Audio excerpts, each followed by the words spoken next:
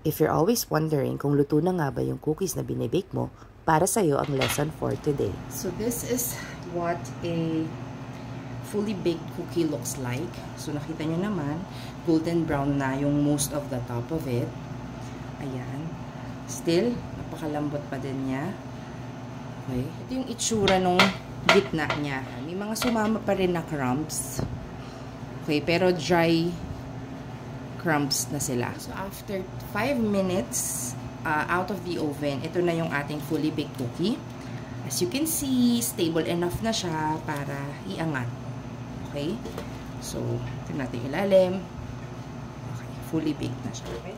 Tignan natin yung loob niya. Kasi yun yung gusto ko na makita ninyo. After ng 5 minutes, ano yung itsura niya. I mean, it's stable, pero may kita nyo na may konti pang parang basa-basa dyan. Okay? At this point, actually, pwede nyo na siyang i-transfer sa cooling rack.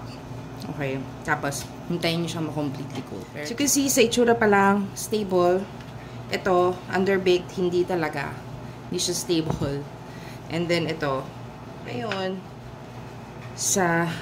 ayan. This is how it looks like sa loob. So, kanina, right after baking, after 5 minutes sa baking, basang-basa pa yung itsura niya. Pero ngayon, kita nyo naman, nag-dry na rin siya. So, it's fully baked. Okay? Tapos, ito, para lang makita nyo yung difference. Ayan. This is what underbaked or hilaw looks like. Okay? Pinapakita ko ito kasi alam ko nag-aalala kayo minsan kung underbaked ba yung inyong cookies. Okay, so this is what underbaked looks like. Yan. Wobbly pa siya, even fully cooled na siya. Okay? This was baked for 12 minutes, ha? Ito 15, ito 12, ito 20 minutes. Ito yung tinatawag na completely clean na yung toothpick nung nilabas.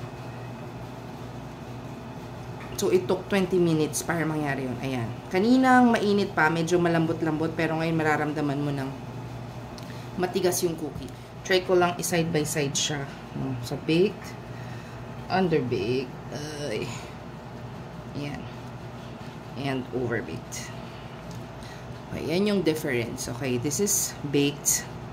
This is underbaked. You can see, completely cooled. Ito ay overbaked.